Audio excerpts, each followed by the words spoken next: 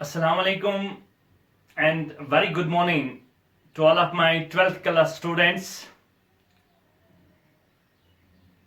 Khushamadid and a very warm welcome to all of you in my beautiful channel Faisal Gulzar on YouTube, and hope inshallah you all have subscribed to my channel on YouTube. And 12th class students, we have last time discussed about one of the important phenomena in wave optics, that's polarization of light. So in our previous class we have discussed about polarization of light, and polarization can be done only with transverse nature. That's why I have told you in our previous class that sound cannot be polarized, but light can be polarized because light has a transverse nature. So polarization is related only with the transverse nature of light. And what is meant by polarization? If you remember my previous class, polarization is restricting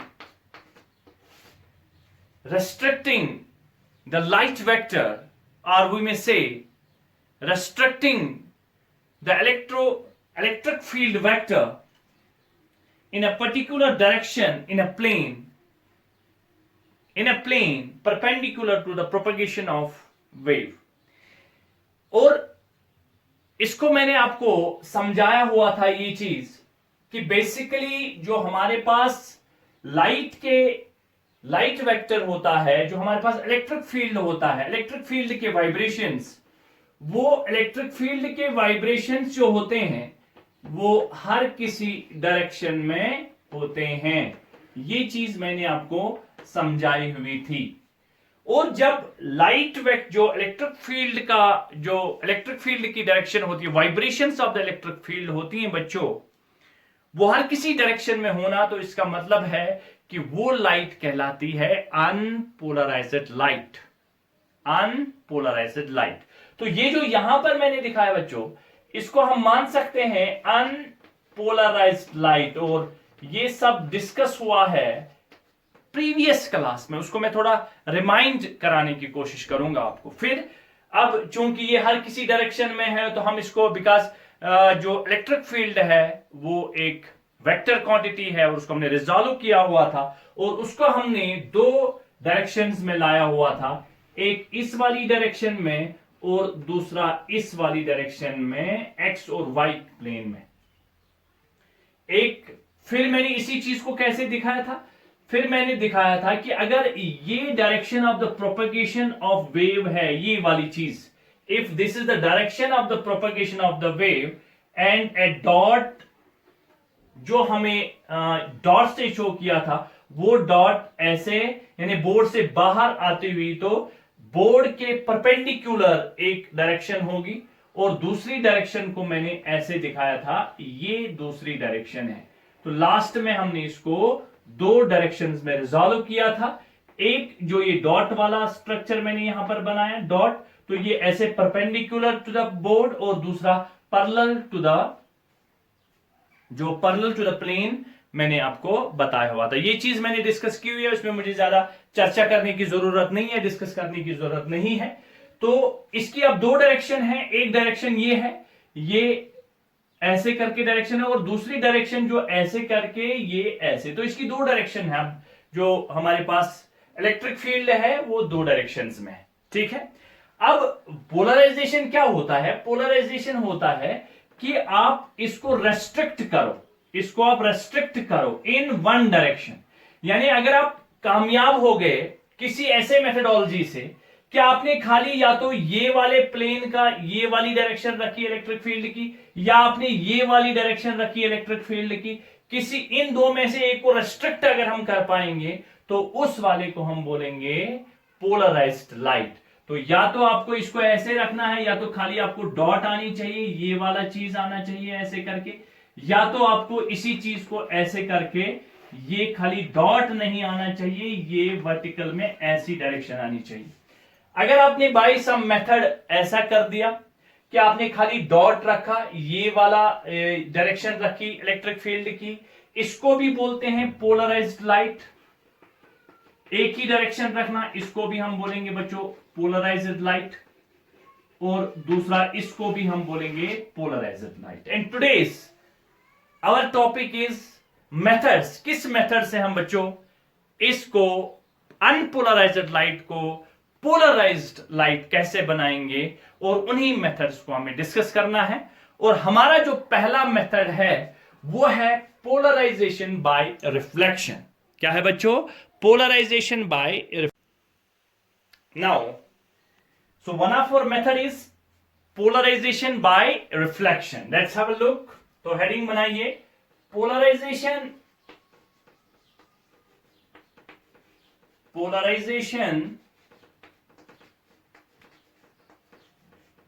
by reflection।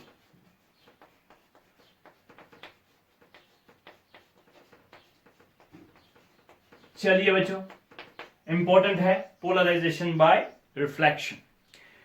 क्या है इसमें? We suppose we have a medium, suppose we have a interface between air and water. This is an interface. This is water and this is air. और हमारे पास we have an unpolarized light. हमारे पास एक unpolarised light है, तो उसको मैं ऐसे show करता हूं, एक अनपोलराइज्ड लाइट को। ये हमारे पास एक अनपोलराइज्ड लाइट है जिसको मैंने ऐसे शो करना है। And how we can represent unpolarized light को हम कैसे रिप्रेजेंट करेंगे, उसमें मैंने बोला था एरो भी होता है और साथ साथ में एक डॉट भी होता है। तो ये डॉट ऐसे बाहर की ओर आता हुआ और इस डॉट के ऊपर ये एरो ऐसे करके, यानी इसमें डॉट ऐसे और एरो परपेंडिकुलर भी है, और ये जो वाइब्रेशंस परपेंडिकुलर भी है और पैरेलल भी है। तो ये दूसरा, अगर हम डॉट को व्हाइट से दिखा सकते हैं तो ये डॉट है, ये डॉट ऐसे करके ये डॉट हम दिखाएंगे, और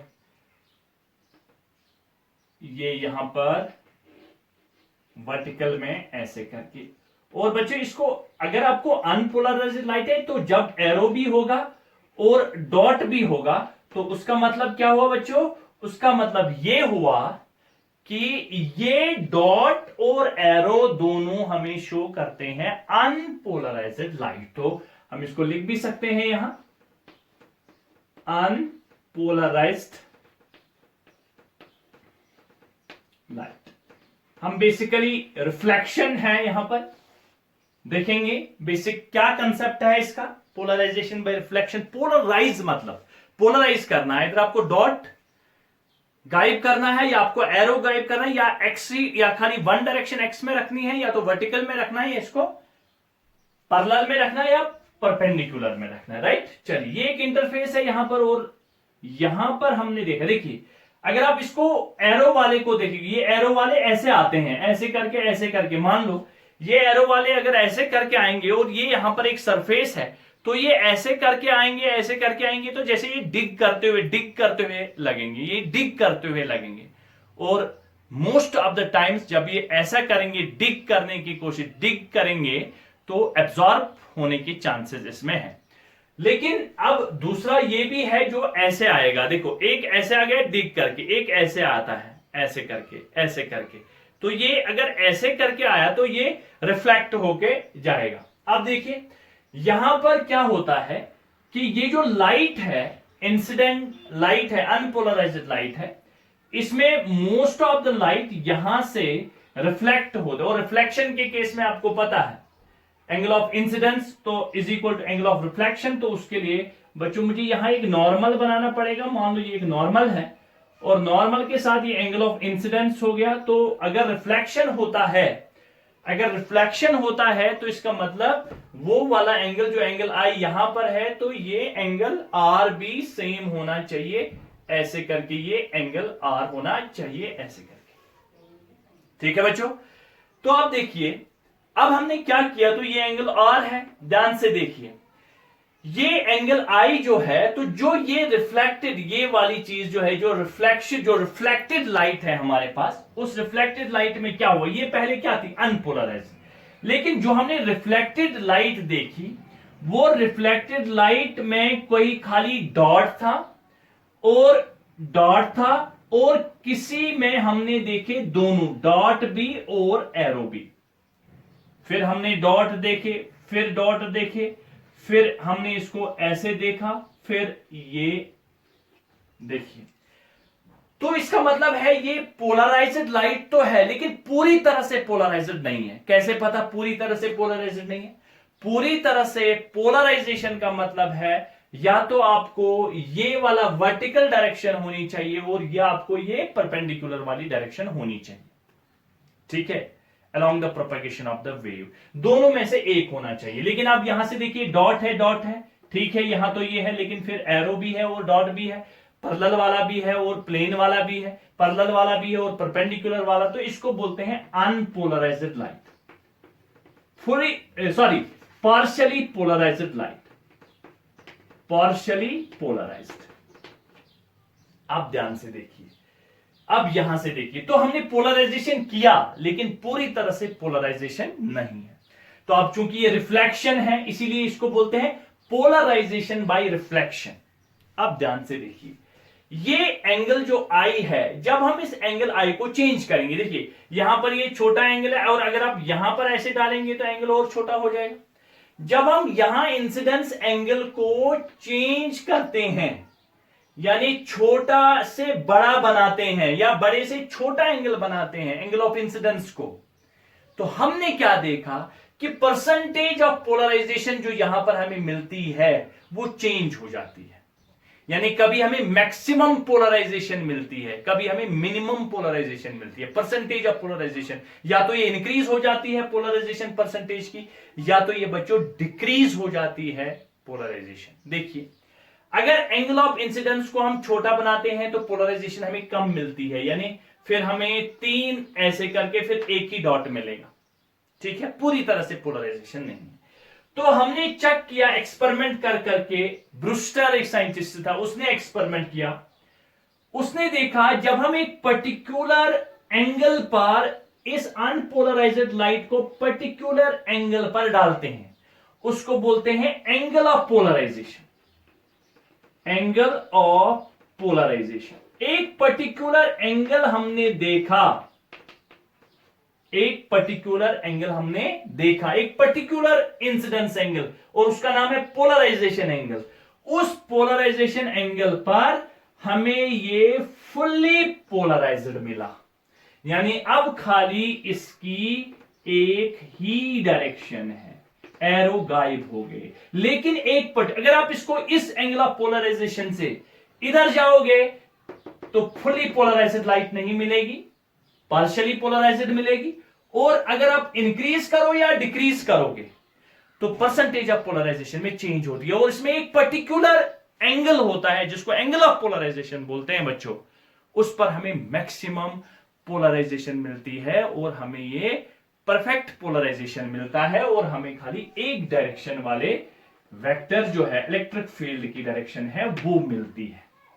उस एंगल को बोलते हैं एंगल ऑफ पोलराइजेशन। अब एक बात तो ये, दूसरी इंपॉर्टेंट बात यह है कि यहां पर हमें कुछ हिस्सा जो इस अनपोलराइज्ड लाइट का वो रिफ्लेक्ट होके तो यहां पर हमें मिला, लेकिन इसमें से कुछ लाइट जो है वो रिफ्रैक्ट भी हो गई। तो जो हमें इसमें उस एंगल ऑफ पोलराइजेशन की मैं बात कर रहा हूं, एंगल ऑफ पोलराइजेशन की मैं बात कर रहा हूं, उस एंगल पर एक तो हमें यहां परफेक्टली पोलराइज्ड लाइट मिली, और दूसरी इंपॉर्टेंट चीज देखिए, जो हमारे पास रिफ्रैक्टेड लाइट मिली वो तो अनपोलराइज्ड मिली, लेकिन जो यहां पर रिफ्लेक्टेड रे और जो यहां पर रिफ्लेक्टेड रे और जो रिफ्रैक्टेड रे है वो उन दोनों के बीच ये कौन सी रे है? अब बच्चों ये है रिफ्रैक्टेड रे, और रिफ्रैक्टेड रे जो है वो अनपोलराइज्ड है। तो अनपोलराइज्ड को हम कैसे शो करेंगे? ऐसे, यानी एक हिस्सा लाइट का पोलराइज्ड मिला और एक हिस्सा लाइट का बच्चों जो रिफ्लेक्ट होके वो तो परफेक्टली पोलराइज्ड है, कोई प्रॉब्लम नहीं है, लेकिन जो रिफ्रैक्ट होके आई और इसको बोलते हैं angle of refraction, angle of refraction, और ये अनपोलराइज्ड है। लेकिन एक खास बात ये है कि जो उस टाइम पर इस एंगल को बोलेंगे एंगल ऑफ पोलराइजेशन, इसको थीटा पी से भी हम रिप्रेजेंट कर सकते हैं, एंगल ऑफ पोलराइजेशन। उस टाइम जो रिफ्लेक्टेड रे और रिफ्रैक्टेड रे के बीच में एंगल बनता है बच्चों, वो बनता है 90 degree. This is very important. किस एंगल पर? एंगल ऑफ पोलराइजेशन पर। और एंगल ऑफ पोलराइजेशन पर ध्यान दीजिए, एंगल ऑफ पोलराइजेशन पर एक तो हमें रिफ्लेक्टेड रे मैक्सिमम पोलराइज्ड मिली, और दूसरा जो रिफ्रैक्ट होके हमारे पास लाइट मिली, रिफ्रैक्ट होके, वो अनपोलराइज्ड तो है, लेकिन जो उन दोनों के बीच में एंगल बनता है वो 90 डिग्री बनता है। अब देखिए, अगर ये वाला angle I incident theta P के बराबर है, तो रिफ्लेक्टेड एंगल भी थीटा पी के बराबर होगा, because angle of incidence is equal to angle of refraction, और ये वाला आर के बराबर। This is very important, this is very important, have a look, remember it. ठीक है, तो बच्चों ये हो गया polarization by reflection. So what you have to remember in this, कि जब हम अनपोलराइज्ड लाइट को एक इंटरफेस पे गिराते हैं, it should be any interface between water and air, तो जो इसमें से मोस्ट ऑफ द लाइट जो है वो रिफ्लेक्ट हो जाती है, और वो रिफ्लेक्टेड लाइट जो है वो पोलराइज्ड है या पार्शियली पोलराइज्ड है। अगर आपने उस वाले इंसिडेंट रे को एक एंगल पर, एक पर्टिकुलर एंगल पर गिराया, जिसको आप एंगल ऑफ पोलराइजेशन बोलते हैं बच्चों, उस पर हमें मैक्सिमम परसेंटेज ऑफ पोलराइजेशन मिलती है, और साथ साथ में उस एंगल ऑफ पोलराइजेशन पर जो हमें रिफ्रैक्टेड रे मिलती है, तो इसमें कुछ हिस्सा रिफ्लेक्ट होता है, कुछ हिस्सा रिफ्रैक्ट हो जाता है, उन दोनों के बीच में बच्चों जो एंगल बनता है वो बनता है 90 डिग्री। और यहां पर अगर आप ध्यान देंगे तो ये पूरा कितना हो गया, ये पूरा 180 डिग्री हो गया बच्चों, अरे है कि नहीं, 180 डिग्री। तो क्या मैं लिख सकता हूं, theta P angle of polarization plus इन दोनों के बीच में एंगल जो है 90 degree, plus R is equal to 180 degree. क्या ये 180 डिग्री हो गया, तो पूरा 360 हो गया। तो theta P plus 90 plus R is equal to 180, and 90 ये गया, तो यहां 90 बचा। तो आर किसके बराबर होगा, आर बराबर होगा 90 माइनस थीटो पी। ये आपको याद रखना है, 90 माइनस थीटा पी, हमें एंगल ऑफ रिफ्रैक्शन मिलता है, 90 माइनस थीटा पी, ये हमें एंगल ऑफ रिफ्रैक्शन मिलता है। ठीक है, तो इसी को अगर आप ध्यान से देखिए तो आपको और एक डायग्राम अगर बनानी पड़ी, वो डायग्राम आप कैसे बनाएंगे। अब एक यहां पर ये 90 डिग्री, और अगर आप थीटा पी यानी angle of polarization theta P, अगर आप एक लाइट को एंगल ऑफ पोलराइजेशन पे गिराओगे, तो जो रिफ्लेक्टेड रे होगी और साथ साथ में जो रिफ्रैक्टेड रे होगी, उनके बीच में एंगल जो बनेगा 90 डिग्री, और ये आपको फुल्ली पोलराइज्ड मिलेगी, और ये आपको अनपोलराइज्ड रिफ्रैक्टेड वाली अनपोलराइज्ड मिलेगी। This is all about polarisation by reflection. Now the next is, इसी के ऊपर थोड़ा आगे चलते हैं। एक साइंटिस्ट था जिसने ये एक्चुअल में एक्सपेरिमेंट किया, उसका नाम था ब्रूस्टर, और नेक्स्ट हम डिस्कस करेंगे what is meant by Brewster's law. So have a look, what's meant by Brewster's law. चलिए अब हम बात करेंगे ब्रूस्टर्स लॉ की। Brewster's law,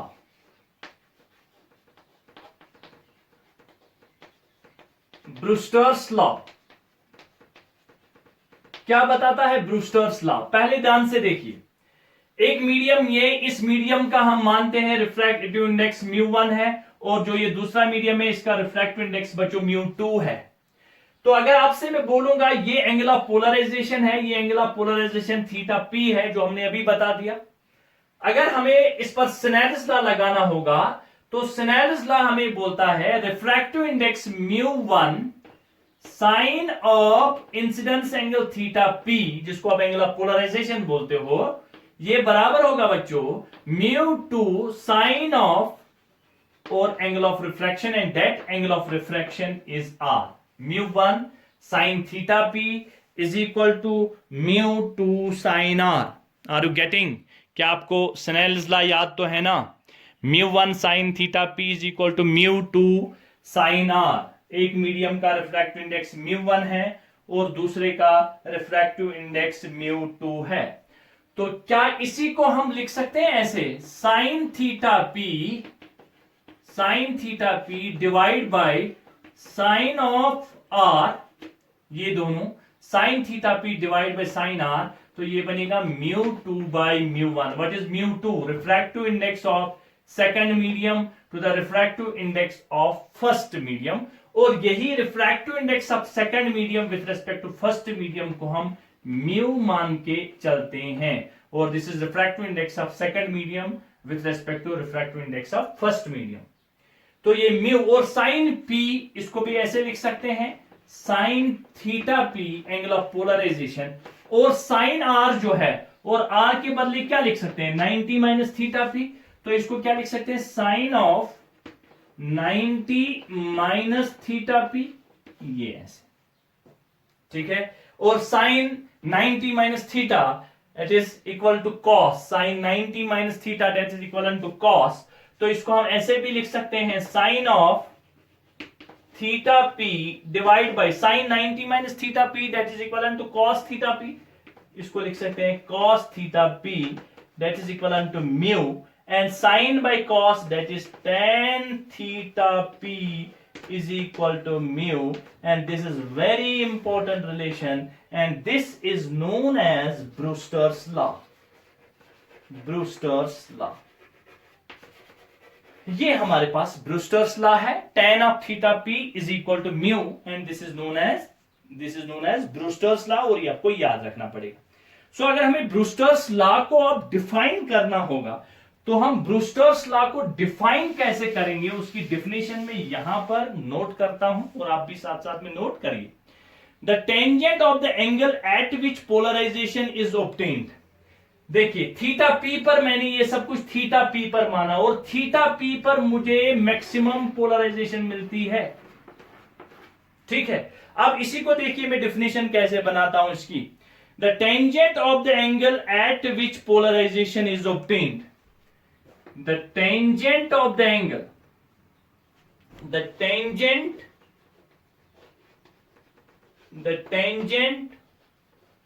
of the angle, the tangent of the angle, इस एंगल की बात कर रहा हूं. The tangent of the angle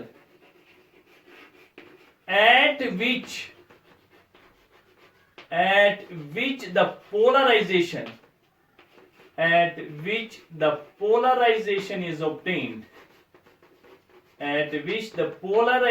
is obtained,